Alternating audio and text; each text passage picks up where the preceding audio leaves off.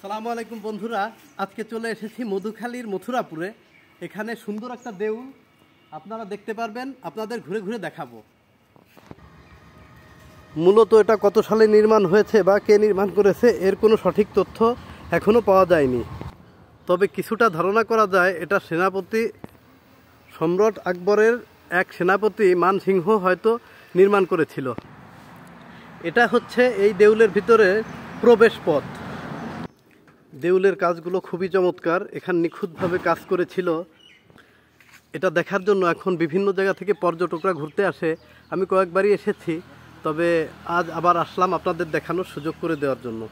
এখানে চারপাশে এখন বসার মতো অনেক জায়গা করে দিয়েছে, অনেক মানুষ ঘুরতে আসে। দেখছেন এখানে অনেক লোকই আছে। আপনাদের ভালো লাগলে আপনারাও এখানে আসতে পারেন।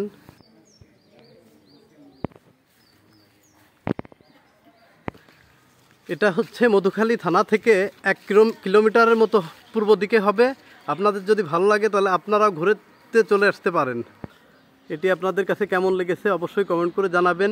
ভালো লাগলে শেয়ার করবেন। ধন্যবাদ।